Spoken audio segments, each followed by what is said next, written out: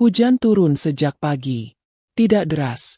Hanya rintik-rintik lembut yang menempel di kaca jendela dapur belakang rumah besar keluarga suamiku. Di dapur itu, aku duduk beralaskan tikar usang, di samping seorang wanita tua yang wajahnya keriput namun masih bersinar keteguhan. Bu Khadijah, ibu dari suamiku. Beliau tidak banyak bicara hari itu. Tangannya sibuk mengulek sambal, meski aku tahu hatinya sedang bergetar. Terlalu banyak luka yang beliau simpan sendiri. Dan aku hanya bisa menatap diam, menahan air mata yang mulai menggenang di pelupukku. Di ruang tengah, tawa keras terdengar dari istri kakak iparku. Namanya Sari. Seorang wanita muda yang sejak awal menikah dengan anak sulung Bu Khadijah, selalu memandang rendah siapapun yang tidak sekaya dirinya. Ia tertawa terbahak sambil berkata lantang. Aku sih nggak kebayang ya. Punya ibu mertua kayak gitu. Udah tua, miskin, tiap hari cuma bisa numpang hidup. Mana mukanya kayak orang nyari sumbangan keliling masjid. Semua tertawa, kecuali Bu Khadijah. Dan aku, yang lebih menyakitkan, tidak ada yang membela. Termasuk suamiku, Dani. Ia hanya duduk di antara mereka, tertunduk, seolah tidak mendengar apapun. Tidak ada pembelaan. Tidak ada satupun kata yang keluar untuk melindungi ibunya sendiri. Atau istrinya aku. Aku menggenggam tangan Bu Khadijah yang mulai bergetar. Beliau tidak menangis. Tapi sorot matanya, seperti luka yang sudah terlalu dalam untuk diobati. Dan saat itulah, dengan suara lirih dan sedikit bergetar, beliau berkata, sabar ya nak, sabar. Belum waktunya kita bicara. Belum waktunya kita bangga. Tapi Allah tidak pernah tidur. Suatu saat nanti, Allah akan tunjukkan siapa yang benar, siapa yang sombong, dan siapa yang hina karena hatinya sendiri. Aku tidak bisa menjawab, hanya menunduk. Suara tawa dari ruang tengah seperti cambuk yang mencabik-cabik harga diri kami berdua. Tapi Bu Khadijah tetap di tempatnya. Tidak melawan, tidak memaki, hanya diam. Sari berjalan masuk ke dapur. Dengan sandal berdecit dan wangi parfum mahalnya, ia berdiri tepat di depan kami, menatap Bu Khadijah dari ujung kepala sampai kaki. Ibu, sambalnya jangan pakai cabai busuk ya. Kemarin saya sakit perut. Kalau ibu nggak sanggup masak yang layak, biar saya panggil catering aja sekalian. Lalu ia melirik ke arahku dan tersenyum sinis. Dan kamu, Dina, jangan pikir kamu bisa merebut perhatian ibu mertua karena rajin nguprek di dapur. Kami tahu kok maksudmu. Aku masih diam. Tapi hatiku menjerit. Mau aku balas, tidak akan ada yang membela. Semua orang ada di pihak mereka. Bahkan Dani. Entah sejak kapan ia berubah. Dulu dia lelaki sederhana yang memuliakan ibunya. Sekarang, ia bahkan tidak berani menatap wajah ibunya sendiri jika istrinya tidak mengizinkan. Aku keluar dari dapur. Menangis diam-diam di samping sumur tua belakang rumah. Hujan belum berhenti. Dan entah mengapa, air hujan di wajahku bercampur dengan air mata. Rasanya sama. Dingin, perih, tapi juga menenangkan. Seakan Allah ingin bilang sabar sebentar lagi. Nak, jalanmu akan lebih panjang dari yang kamu kira. Malamnya, aku menyelinap masuk ke kamar kecil Bu Khadijah. Kamar itu seperti gudang. Dinding triplek, ranjang kayu reot, lampu gantung tanpa kap.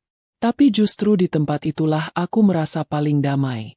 Beliau sedang mengaji. Suaranya pelan, tapi penuh penghayatan. Saat beliau melihatku masuk, beliau tersenyum. Aku sudah tidak sakit hati lagi. Nak, sudah sejak lama. Mereka hanya manusia. Dan manusia bisa lalai, bisa sombong. Tapi Allah tahu semuanya. Satu hal yang ibu tahu, nanti kamu akan melihat sendiri bagaimana Allah akan membalikan semua ini. Jangan benci mereka. Tapi jangan pernah lupakan bahwa dulu kamu juga pernah dihina. Aku menangis di pangkuannya malam itu. Bukan karena lemah, tapi karena terlalu banyak yang kupendam. Kata-kata beliau seperti api kecil yang menyalakan kembali harapan dalam hatiku. Dan malam itu, aku bersumpah dalam hati. Aku akan buktikan bahwa wanita yang diinjak harga dirinya ini akan berdiri suatu hari nanti. Bukan untuk membalas, tapi untuk menunjukkan siapa sebenarnya yang paling mulia di mata Allah. Sudah hampir 3 tahun aku tinggal di rumah itu. Rumah megah 2 lantai dengan pagar tinggi dan halaman luas. Tapi tak pernah terasa seperti rumah bagiku. Aku hanya menumpang. Itu yang selalu diingatkan Sari setiap kali kami berselisih. Dan Dani, suamiku, lebih memilih diam ketimbang membelaku. Hari itu, aku baru saja menjemur cucian ketika suara motor berhenti di halaman. Ternyata, Dani pulang lebih awal dari biasanya. Tapi bukan itu yang mengejutkanku. Yang membuat jantungku tercekat adalah sosok di boncengannya. Seorang wanita muda, berdandan menor, mengenakan rok ketat dan kaos ketat yang menonjolkan lekuk tubuh. Mereka tertawa. Terlalu bebas untuk seorang lelaki beristri. Aku berdiri terpaku sambil menggenggam erat kain basah yang belum sempat kujemur. Sari dari lantai atas berseru lantang. Din, itu suamimu tuh, pulang bareng sekretarisnya. Ya? Duh, jangan-jangan kamu kalah saing sama anak muda sekarang. Tawa meledak dari balik balkon. Dani hanya nyengir. Bahkan tak sempat menoleh ke arahku. Ia masuk ke rumah begitu saja, meninggalkan bau parfum perempuan lain yang menusuk hidungku. Aku masuk ke kamar, memeluk bantal dan menangis dalam diam. Aku sudah terlalu sering dikecewakan. Tapi hari itu, ada sesuatu dalam diriku yang runtuh. Aku bukan hanya kecewa. Aku muak. Aku ingin pergi. Bukan kabur, tapi menyelamatkan diri sebelum harga diriku benar-benar hancur di rumah itu. Malamnya, aku menghadap Bu Khadijah. Kusampaikan niatku untuk pergi dari rumah itu. Tidak kuat lagi tinggal di tempat yang terus-menerus melukai jiwa. Tapi saat itu, beliau memegang tanganku erat. Pergilah, nak. Ibu pun sebenarnya ingin pergi. Tapi kakakmu sudah melarang ibu untuk ikut siapapun. Katanya, biar ibu tinggal di sini sampai akhir hayat. Aku memeluk beliau erat. Tidak tega meninggalkannya. Tapi aku tahu, jika aku bertahan, aku tidak akan bisa menyelamatkan diri. Dan jika aku hancur, aku tidak akan mampu menolong siapapun, bahkan diri sendiri. Tanpa restu dari Dani, tanpa izin dari siapapun, aku pergi malam itu. Hanya membawa pakaian secukupnya dan sejumlah kecil uang simpananku. Aku tidak tahu harus kemana. Tapi aku tahu satu hal. Aku tidak akan kembali dalam keadaan lemah seperti ini. Aku menumpang di rumah teman lamaku, seorang janda yang tinggal di pinggiran kota. Rumahnya kecil, tapi hatinya besar. Ia memberiku tempat tidur, makanan, dan yang paling penting ketenangan. Hari-hari pertama kuisi dengan menangis. Tapi hari-hari berikutnya, aku mulai mencari kerja. Apa saja. Jadi penjaga toko, cuci piring di warung makan, bahkan sempat menawarkan jasa bersih-bersih rumah. Semua kulakukan dengan ikhlas.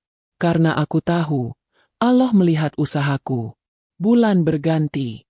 Aku bertemu dengan seorang ibu pemilik warung sembako yang butuh bantuan mengelola usahanya. Dari situlah aku mulai belajar berdagang.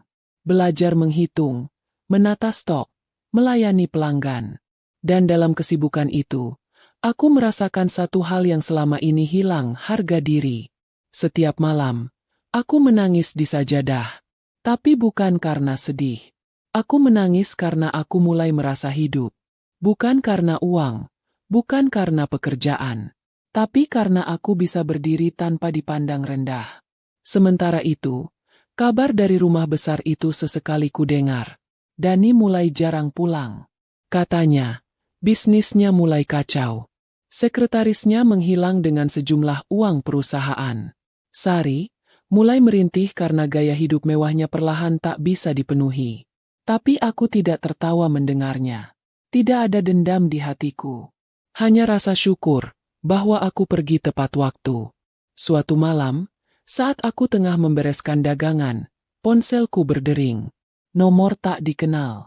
Tapi suara di seberang sana membuat tubuhku lunglai. Dina, ini aku, Bu Khadijah. Ibu nggak kuat lagi. Nak, ibu butuh kamu. Suaranya pelan, penuh lelah. Aku tidak sempat bertanya banyak. hanya menjawab satu kalimat. Ibu, tunggu aku. Aku akan datang. Kali ini, aku akan menjemput ibu. Aku berangkat keesokan harinya. Dengan motor pinjaman, membawa hati yang siap bertarung. Bukan untuk membalas, tapi untuk membela. Karena aku tahu, ini belum selesai. Tapi kali ini, aku tidak datang sebagai istri yang terhina. Aku datang sebagai wanita yang bangkit dan siap berdiri tegak. Pagi itu langit mendung. Seolah tahu bahwa hari ini akan menjadi berat. Aku mengendarai motor pinjaman dengan hati berdebar. Rumah megah yang dulu kutinggali, kini terasa seperti istana dingin yang tak ramah. Tapi langkahku tidak gentar. Aku sudah sampai sejauh ini bukan untuk mundur. Sesampainya di depan rumah, pagar tertutup. Tidak ada yang menyambut. Aku tekan bel berkali-kali, hingga akhirnya suara dari balik interkom menyahut ketus. Siapa? Suara itu tidak asing. Sari, ini aku, Dina. Aku mau ketemu ibu. Hening sebentar. Lalu suara itu kembali.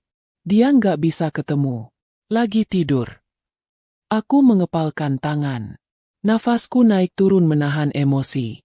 Tapi aku ingat pesan Bu Hodijah. Maka aku berkata dengan nada setenang mungkin.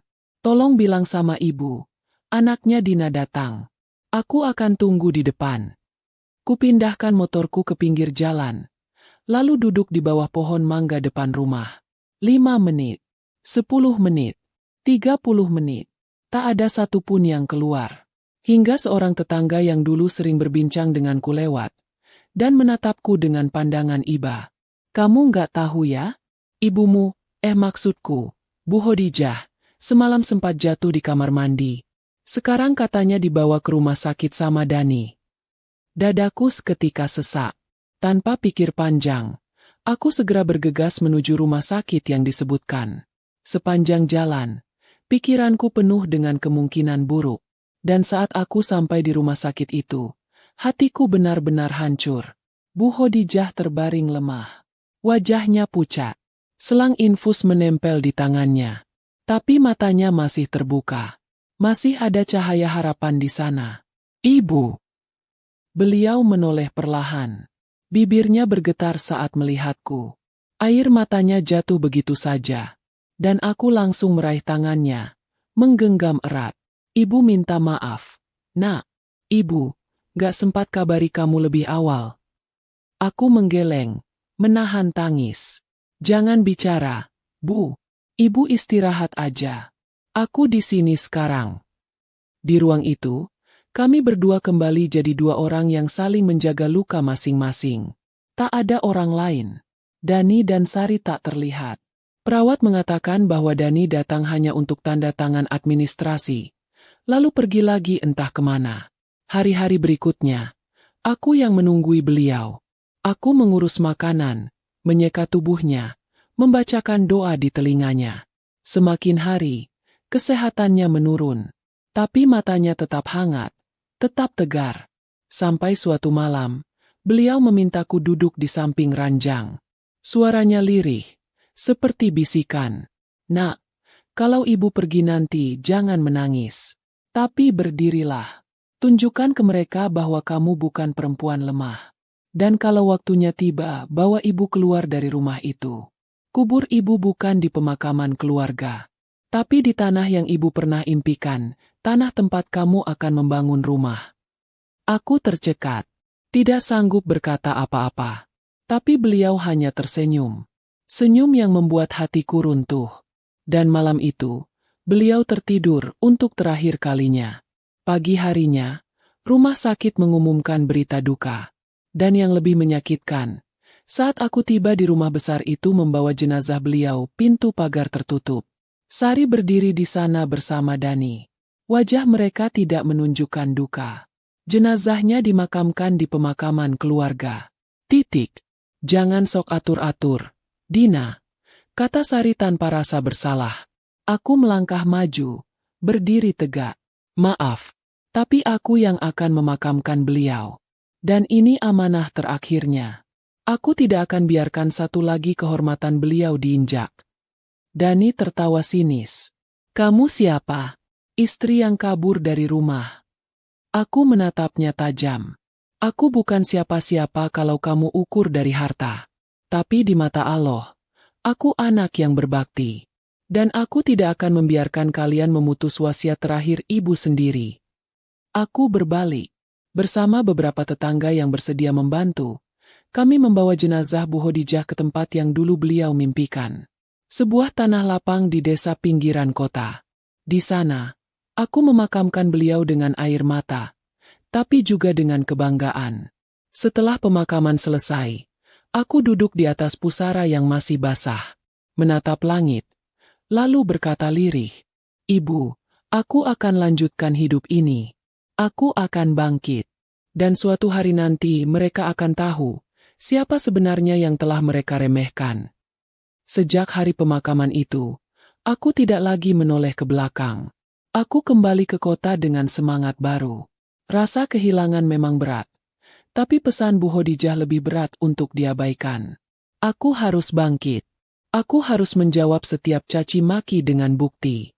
Dan itu hanya bisa kulakukan jika aku mandiri. Aku kembali bekerja di warung sembako milik Bu Murni. Tapi kali ini, tidak hanya sebagai karyawan. Bu Murni yang menyaksikan kerja kerasku selama ini, memutuskan untuk menjadikanku mitra. Kami membuka cabang kecil di pinggir jalan pasar yang mulai ramai. Modal setengah dari Bu Murni, dan sisanya dari hasil tabunganku. Hari-hari penuh peluh itu tidak mudah. Aku harus bangun sebelum subuh, belanja ke pasar induk, menyiapkan barang dagangan, melayani pembeli, lalu menghitung hasil. Tapi aku menikmatinya. Karena setiap rupiah yang kudapat bukan dari belas kasihan, tapi dari keringatku sendiri. Suatu hari, seorang ibu tua datang ke warung. Matanya berkaca-kaca saat menatapku. "Dina, kamu ingat saya? Saya dulu tetangga ibumu, di desa. Saya cuma mau bilang, waktu jenazah Bu Khadijah kamu bawa ke pemakaman itu, kami semua salut. Gak banyak anak yang berani melawan arus hanya demi menunaikan wasiat orang tua." Aku menunduk. Air mataku menetes diam-diam. Bukan karena sedih, tapi karena Allah menunjukkan bahwa setiap langkahku benar. Bisnis kami perlahan tumbuh. Dari 1 lapak jadi 2. Dari 1 karyawan jadi 5. Bahkan di tahun ketiga, aku membeli ruko kecil di pinggir jalan besar. Tempat strategis yang dulu hanya bisa kuimpikan. Di atas tanah itu pula, aku bangun rumah mungil. Bukan rumah mewah, tapi rumah yang hangat. Rumah yang penuh kenangan dan perjuangan. Hari demi hari, hidupku berubah. Bukan karena kekayaan, tapi karena kedamaian. Dan suatu sore, saat aku sedang duduk di beranda rumah sambil menyusun laporan keuangan, sebuah mobil sedan berhenti di depan rumah. Aku mengenalnya. Mobil itu milik Dani. Pintu terbuka. Dani keluar. Wajahnya tidak setegar dulu. Rambutnya berantakan. Matanya sayu. Di belakangnya, Sari turun dengan langkah ragu. Aku berdiri. Tidak dengan rasa takut, tapi dengan tenang. Mereka mendekat, dan Dani memulai percakapan. "Dina, maaf kalau kami datang tiba-tiba. Kami mau bicara." Aku mengangguk pelan. Kupersilakan mereka duduk di teras. Mereka melihat sekeliling. Matanya berkaca-kaca menatap bangunan kecil yang bersih dan tertata rapi. "Aku dengar dari orang-orang kamu sukses. Ya, warungmu rame. Bahkan buka cabang. Hebat kamu." Aku hanya tersenyum. Sari akhirnya bicara. Kami sedang susah, Din. Bisnis Dani bangkrut. Rumah disita bank. Kami nggak punya tempat tinggal." Aku terdiam. Luka lama seolah menganga kembali. Tapi aku menarik napas panjang. "Lalu kalian kesini, ingin apa?" Dani menunduk. "Kalau boleh, kami numpang tinggal di rumah ini. Cuma sementara. Sampai kami bisa berdiri lagi." Aku memandang mereka. Lama. Dalam diam. Sejenak terasa dunia seolah berhenti berputar.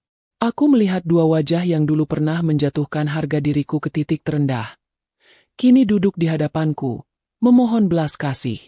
Sungguh, Allah Maha membolak-balikan keadaan. Aku berdiri, menatap mereka dengan tegas. Dulu aku datang ke rumah kalian dalam keadaan lemah, dan kalian menolakku. Sekarang kalian datang ke rumahku, dalam keadaan lemah juga. Tapi aku tidak akan melakukan seperti yang kalian lakukan. Karena aku bukan kalian. Sari menangis pelan. Dani menunduk makin dalam. Tapi rumah ini bukan tempat untuk kalian menginap. Karena rumah ini dibangun dari air mata dan doa orang yang kalian abaikan. Dan aku tidak ingin jiwanya tidak tenang karena kalian kembali menyentuh apa yang bukan hak kalian. Aku melangkah mendekat, memberikan amplop berisi uang seadanya. Carilah tempat lain. Gunakan uang ini untuk mulai dari awal. Aku tidak punya dendam. Tapi aku juga punya batas. Mereka menerima amplop itu dengan tangan gemetar. Dani mengangguk pelan. Terima kasih, Dina. Mobil itu berlalu. Dan aku berdiri memandangi langit sore. Bukan karena puas. Tapi karena aku tahu hari itu, aku telah menang. Bukan karena membalas. Tapi karena mampu memaafkan tanpa mengizinkan mereka kembali menyakitiku. Beberapa bulan berlalu sejak pertemuan itu. Kehidupan kembali berjalan seperti biasa. Warung terus berkembang. Aku membuka cabang di daerah lain, mempekerjakan lebih banyak ibu rumah tangga dan janda-janda yang dulu pernah ditinggal tanpa penghasilan. Rumah kecil peninggalan Bu Hodijah kini menjadi tempat belajar gratis bagi anak-anak sekitar. Dan halaman belakangnya jadi kebun sayur mandiri yang hasilnya kami jual untuk membiayai operasional rumah baca. Dalam diam, aku membalas setiap kesombongan dengan pencapaian. Bukan untuk pamer, tapi untuk menunjukkan bahwa hinaan bukan akhir. Bahwa wanita yang pernah dianggap beban, bisa berdiri tegak tanpa bantuan siapa-siapa, kecuali pertolongan Allah. Suatu hari, aku duduk di beranda sore itu, mengenang kembali semua yang sudah kulalui. Aku memegang sebuah buku catatan tua milik Bu Hodijah. Di halaman terakhir tertulis sebuah kalimat. Jika kamu terus berjalan walau tertatih, maka Allah akan bukakan jalan yang tak pernah kamu sangka. Kalimat itu mengguncang hatiku. Karena kini aku bisa melihatnya terbukti. Tiba-tiba pintu pagar diketuk pelan. Seorang wanita tua berdiri di sana. Aku mengenalnya. Itu ibu dari Sari. Perempuan yang dulu paling lantang memintaku keluar dari rumah mertua. Kini wajahnya tampak lelah. Tubuhnya membungkuk. Ia mendekat dengan langkah lambat. Lalu duduk di bangku taman depan rumah. Dina saya cuma mau minta maaf. Aku menatapnya.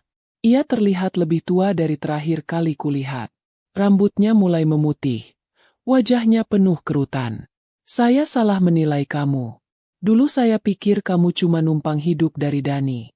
Tapi ternyata, kamu yang bertahan. Kamu yang benar-benar berjuang.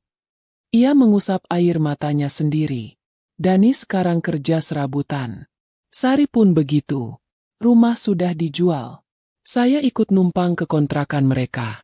Saya merasa Allah balas semua perlakuan saya. Dan saya sadar saya terlalu sombong. Aku terdiam. Rasa perih itu masih ada.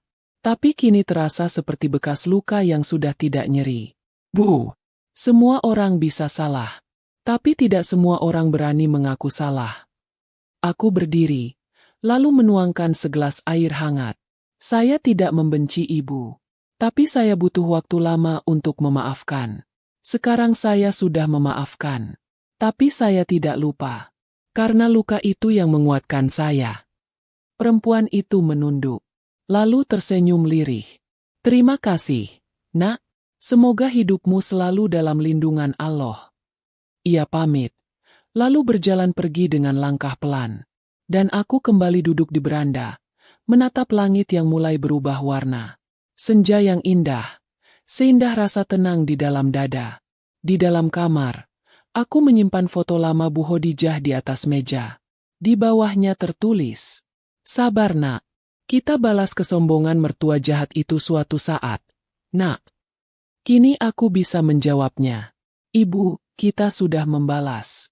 Bukan dengan kebencian, tapi dengan keberhasilan. Aku tersenyum. Angin sore menyapu wajahku, seolah membawa bisikan lembut dari langit, bahwa janji seorang ibu telah ditepati dengan penuh kehormatan.